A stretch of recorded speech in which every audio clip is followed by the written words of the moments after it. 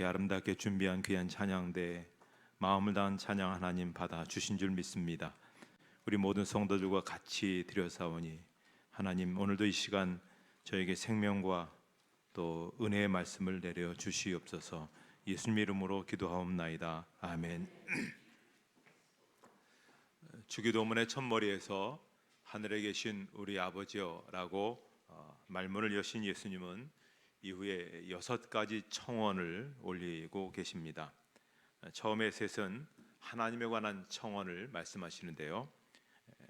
이름이 거룩히 여김을 받으시옵소서, 나라가 임하옵소서, 뜻이 하늘에서 이룬 것 같이 땅에서도 이루어지게 하옵소서.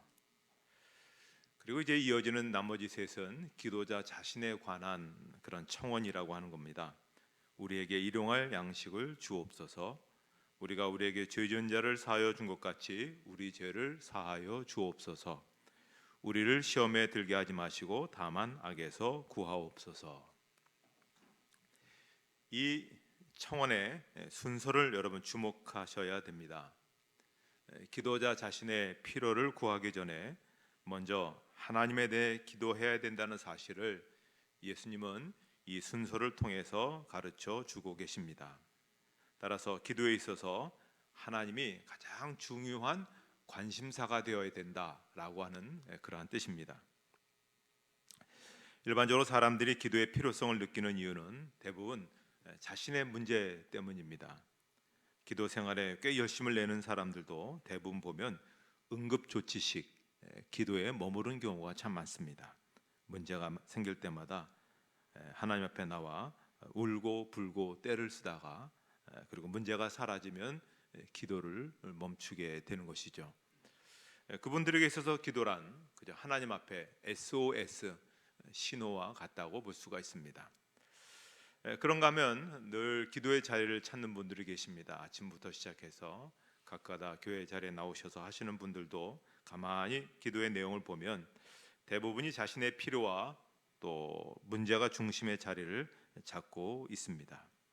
대부분 나의 관심사 때문에 하나님 앞에 나아가 기도하는 것이죠. 예수님은 우리에게 좀 가르쳐 주신 기도는 좀 다르게 또 우리가 좀 더 차원 높은 성장을 우리에게 원하고 계시는데요. 나 중심에서부터 하나님 중심의 자리로 전환되어야 된다고 하는 것입니다. 자, 그러려면 우리가 좀 깊은 기도를 통해서 하나님과 대면을 해야 됩니다. 말씀과 묵상과 기도를 통해서 전능하신 하나님을 찾고 또 그분이 어떤 분인지를 깨닫게 되면 저절로 기도의 초점이 바뀌어지는 것을 볼 수가 있습니다.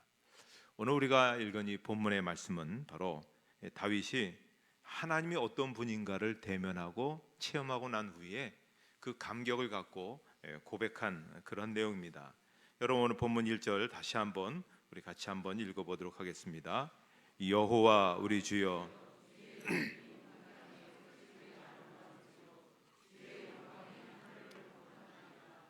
여러분 이것은 우리가 그냥 아무런 생각 없이 고백하는 것이 아니라 이 감동을 갖고 고백해야 되는 내용이라고 봅니다. 하나님 앞에 서는 순간 우리는 어떻습니까? 그 하나님의 위엄과 하나님의 영광을 찬양하고 경배하게 되는 것이죠.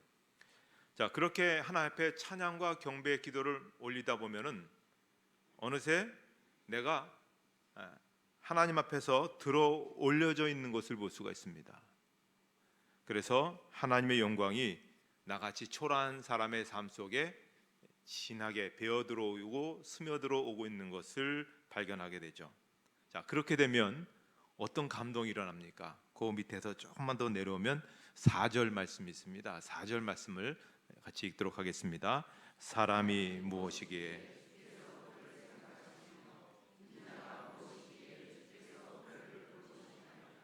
자, 기도를 통해서 하나님을 대면하고 보면 나의 존재가 하나님에 비해 너무도 보잘것없다는 것을 알게 되죠. 그리고 그런 하찮은 나에게 마음을 주신 하나님 앞에 감사하고 감격하게 됩니다. 그러면 내가 문제를 갖고 하나님 앞에 나왔는데 그런 것들은 잠시 물려두고 하나님께 찬양하고 감사한 일에 몰두하죠. 그러면 정말 세상의 모든 것들은 다 사라지고 하나님과 나만이 있는 감격과 황홀함이 그 자리에 머물게 됩니다.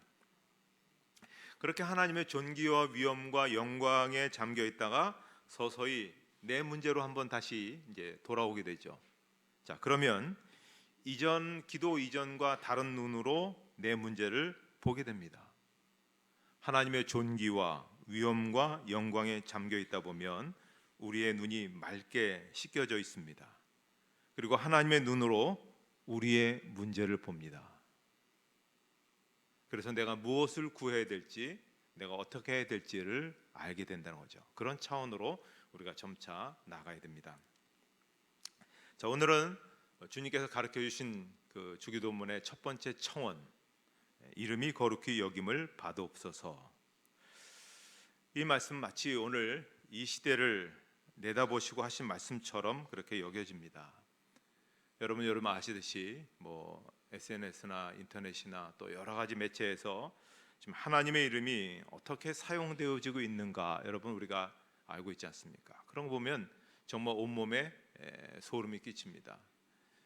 십계명 3계명 가운데 여호와의 이름을 망령되이 일컫지 말라, 그렇게 말씀하셨는데 그런 일들이 지금 우리 가운데 일어나고 있지 않습니까?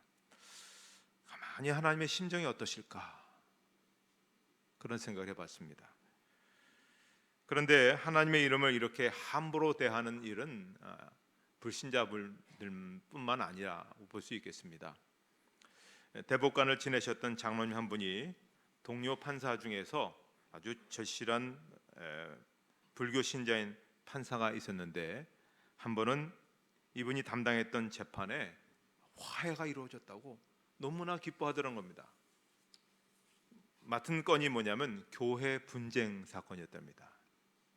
사실 교회 분쟁이 일어나면 우리가 알듯이 거의 화해가 되지 않습니다. 그래서 당사자를 불러놓고 그런 경험들이 이분이 많았기 때문에 그렇게 얘기했답니다.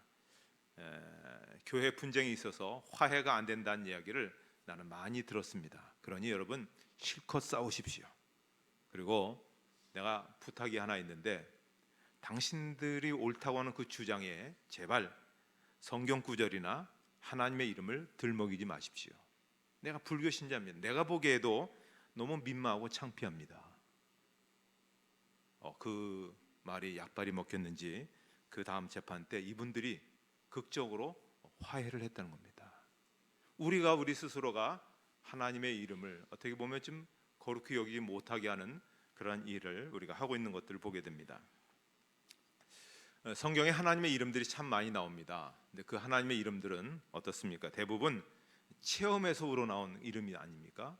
예를 들어서 여호와 이레, 아브라함이 모리아 산에서 아들 이삭을 대신하여 하나님께 제사드릴 순양을 마련해 주신 것을 보고 하나님께서 친히 준비하신다, 그거 아닙니까? 또 여호와 니시, 모세와 여호수아가 아말렉과 전쟁할 때 산에 올라가서 모세가 손을 올려서 기도하면 이기고 손을 내리면 지고, 그래서 손을 올려서 기도했더니 여호수아의 그 군대가 이기는 것을 보고 여호와는 우리의 승리의 깃발이다, 그런 의미 아니겠습니까? 여호와 라파, 하나님의 치료를 경험했을 때 고백하는 것이고, 여호와 샬롬, 하나님께서 주시는 평강을 경험했을 때 붙이는 그런 이름입니다. 자, 근데 우리의 안타까움은 뭐냐면 하나님의 이름을 알기는 많이 알지만 대부분 우리가 지식적으로 들어서 아는 이름이지 실제로 체험한 이름이 아니라는 겁니다. 그래서 하나님의 이름이 거룩히 여김을 받으시라는 기도가 굉장히 낯설죠. 만약에 체험으로 알게 된 하나님의 이름이 있다면 아마 그분은 평생 간증하고 평생 기도하고 그것을 붙들고 평생 예배하게 될 것입니다. 성경에는 예수님의 이름에 큰 능력이 있다고 말씀하셨습니다. 예수의 이름으로 기도 응답을 받는다고 하셨습니다. 예수의 이름으로 사람이 구원을 받는다고 했습니다. 예수의 이름으로 귀신을 내어 쫓는다고 했습니다. 자, 사도행전 3장에 보면 베드로가 예수님의 이름을 사용한 그런 기록이 나와 있죠. 성전문 앞에서 근 40년 동안 태어나면서 40년까지 한 번도 걸어보지 못했던 사람을 보고 은과 금은 내가 없지만 내게 있는 것 예수의 이름으로 일어나 걸어라 했더니 그가 일어나 걸어서 뛰면서 하나님을 찬양한 정말 놀라운 사건이 있었습니다. 자, 베드로가 예수님의 이름으로 기적을 일으킨 것은 그의 마음에 예수님이 가득했기 때문에 그렇습니다. 자, 베드로가 내게 있는 것을 내게 준다고 했습니다. 베드로가 가진 것이 없었습니다. 그러나 있는 것이 하나 있었는데 그것이 바로 예수님이었습니다. 그래서 내 있는 예수 그리스도의 이름을 내게 선포하노니 그 이름을 선포하노니 일어나 걸으라. 그는 단지 예수님의 이름을 아는 것이 아니었죠. 예수님을 그의 마음에 모셨던 겁니다. 그래서 그 예수님의 이름의 권세를 사용할 수 있었던 것입니다. 마찬가지로 예수님은 내가 곧 길이요 진리요 생명이라 그렇게 말씀하셨습니다. 이 세상에 어떤 존재가 그렇게 자신을 그렇게 말한 사람이 있겠습니까? 그렇게 말씀하셨지만 사람들은 믿지 않았습니다. 무시했습니다. 관심이 없습니다. 그러나 예수님은 길이요 진리요 생명이십니다. 그것을 믿을 때 그것을 믿는 이들에게 예수님의 이름은 실로 생명을 가져다 주고 진리의 길로 인도해 주시는 것입니다. 이스라엘 백성들이 애굽에서 나와서 금송아지를 섬겼을 때 하나님께서 진노하셔서 이스라엘 백성들을 다 죽이신다고 했습니다. 그리고 새로운 민족을 일으키시겠다라고 하나님이 모세에게 제안합니다. 도저히 이제 안 되겠다. 그때 모세가 굉장히 파격적인 그런 모습으로 하나님 앞에 나타납니다. 그 하나님의 제안을 거절합니다. 그리고 거절하면서 동시에 아주 그냥 하나님 앞에 나를 죽여달라고 그렇게 이야기하죠. 무모하고 당돌한 그 이야기를 하는 근거를 그는 이렇게 하나님 앞에 얘기하고 있습니다. 어찌하여 애굽 사람으로 이르기를 여호와가 화를 내려 그 백성을 산에서 죽이고 지면에서 진멸하려고 인도하여 내었다 하게 하려 하시나이까. 자, 이스라엘 백성들이 죄를 지어서 죽고 마는 그것은 어쩔 수 없다 하겠지만 그렇게 되면 그 결과에 대해서 하나님의 체면이 말이 아니지 않겠느냐 하는 것입니다.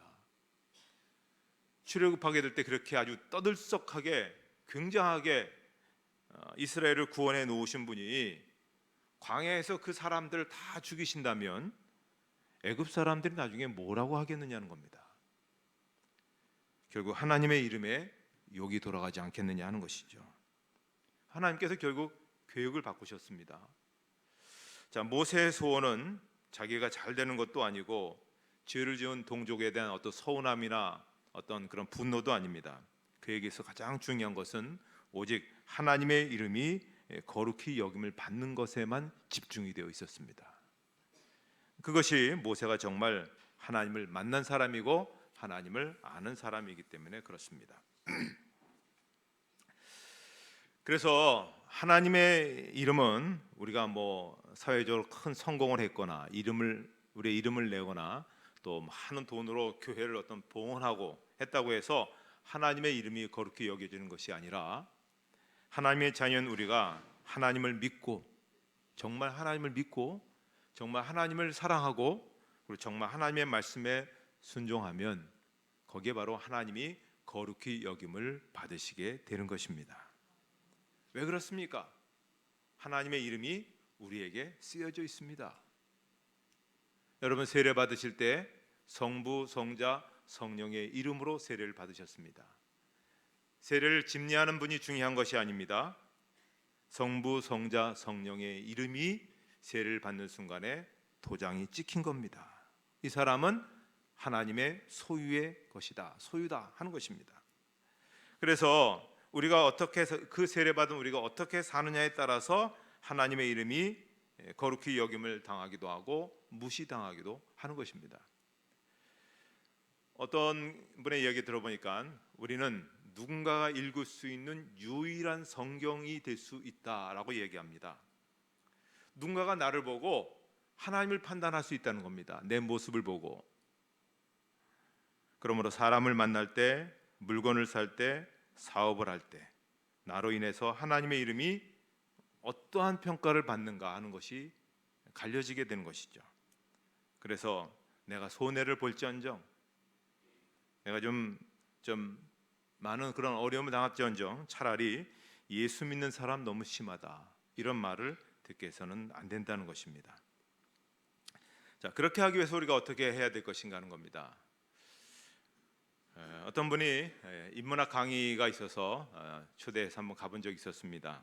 여러 강의가 있었는데요, 그 중에서 한 강의가 제게 참 마음에 와 닿았습니다. 원로 피아니스트인 윤미경이라는 분인데요, 이분이 그 피아니스트의 연주 훈련과 그리스도인의 신앙 훈련을 비교했습니다. 굉장히 아주 색다른 강의였습니다. 강의를 요약하면 이런 내용입니다. 저도 처음 알게 됐어요. 우리 반주자님은 잘 아시겠지만은, 10손가락은 제각기 각각 힘이 다 다르다는 겁니다. 그렇죠? 엄지는 힘이 강하지만 새끼손가락은 힘이 약하죠. 셋째 손가락은 또 새끼손가락보다 강하지만은 또 엄지보다는 약하다는 것이죠. 또 넷째 손가락은 그보다 더 약하다는 것입니다. 자, 이렇게 제각각인 10손가락이 모두 다 고른 힘으로 피아노 건반을 두드리려고 한다면 엄청난 훈련이 필요하다는 겁니다. 쓸데없는 힘을 빼고 기준 미달의 힘은 강화하면서 10손가락의 힘을 아주 고르게 배분하기 위해서는 온갖 방법을 동원해서 이 손가락을 못 살게 해야 조금씩 훈련이 되어 간다는 겁니다. 자기 손가락 편한 대로, 또 손가락 생긴 대로 해서는 안 된다는 것이죠. 악보에 맞추어서 주어진 음의 박자와 리듬에 맞추어서 손가락을 계속 연주해야 된다는 겁니다. 그러면서 이분이 신앙도 마찬가지라는 얘기를 합니다. 피아니스트가 10손가락의 힘을 고르게 훈련시키듯이 그리스도인들도 하나님의 말씀에 순종하며 살 수 있게끔 모난 성질을 죽이고 쓸데없는 힘을 빼고 교만과 혈기, 게으름, 나약함, 이런 것들을 버려야 된다는 겁니다. 피아니스트의 연주 중에 엉뚱한 음들이 튀어나온 것은 손가락 훈련이 부족하기 때문에 나오는 것인 것처럼, 그리스도인들이 일상의 삶 속에서 느닷없는 그런 행동들을 불쑥불쑥 나타내는 것은 자기를 죽이는 훈련이 덜 된 탓이라는 것입니다. 못된 송아지 엉덩이에 뿔 난다는 말처럼 잘난 척하는 교만한 마음이 훈련을 게으르게 만들고 피아노 연주든 신앙이든 결과적으로 전체를 망치게 한다는 겁니다. 역시 한 부분의 대가가 되니까 모든 부분을 다 같이 볼 수 있는 그런 눈이 있구나, 구구절절 맞는 말이다, 그런 생각이 들었습니다.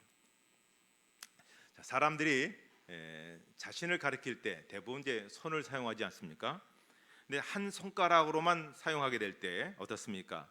둘째 손가락, 셋째 손가락으로 자신을 가리키는 사람도 없고, 새끼 손가락으로 자신을 가리키는 사람도 없습니다. 대부분 어떻게 가리키죠? 엄지손, 가장 센 엄지 손가락으로 자기를 가리키면서 가장 센 것과 자신을 동일시한다는 겁니다. 자, 그래서 그리스도인이 하나님의 이름을 높이기 위해서 살기 위해서는 바로 그런 엄지의 마음을 부인해야 된다는 겁니다. 자기 스스로 자기 인생의 주인이 되려고 하는 자기 교만, 자기 욕망, 자기 이기심, 자기 허세의 마음을 부인해야 된다는 겁니다. 이 힘을 좀 낮추고, 그와 동시에 새끼손가락의 마음도 부인해야 됩니다. 피하고 싶고 외면하고 싶은 겸손, 희생, 헌신, 관용, 인내, 온유, 절제, 사랑, 이거 참 우리가 약하잖아요. 이 마음을 우리가 강화시켜 나가야 됩니다. 자, 그렇게 살게 되면 힘센 것은 낮추고 약한 것은 다시 한번 해서 이 평균율의 어떤 그러한 우리의 마음이 되어지면, 그렇게 살아가게 되면 하나님의 이름이 우리를 통해서 세상 사람들에게 거룩히 여김을 받게 되는 것입니다. 우리는 분명하고도 지속적으로 그렇게 기도해야 됩니다. 하나님, 제 삶을 통해서 하나님의 이름이 거룩히 여기심을 받으시옵소서. 우리 가정을 통해서 하나님의 이름이 거룩히 여김을 받으시옵소서. 우리 일터를 통해서 하나님의 이름이 거룩히 여김을 받으시옵소서. 우리 대형교회를 통해서 하나님의 이름이 거룩히 여김을 받으시옵소서. 우리 대한민국을 통해서 하나님의 이름이 거룩히 여김을 받으시옵소서. 지구촌 모든 열방들을 통해서 하나님의 이름이 거룩히 여김을 받으시옵소서. 그렇게 하나님의 이름이 온 세상 사람들에게 거룩하게 여겨지는 일에 그렇게 온전히 드려진 여러분 삶 되시기를 주님의 이름으로 축복합니다. 하나님 아버지, 하나님의 이름이 온 세상에 거룩하게 올려지기를 원합니다. 우리의 마음, 우리의 자세, 우리의 모든 행동이 낮아지고 또 겸손하여지고 하나님의 쓰심에 합당한 자가 되어서 그리고 그 이름과 그 권세가 온 세상에 더 아름답게 드러내기 부족함이 없는 그런 삶이 되게 하여 주시옵소서. 예수님의 이름으로 기도하옵나이다. 아멘.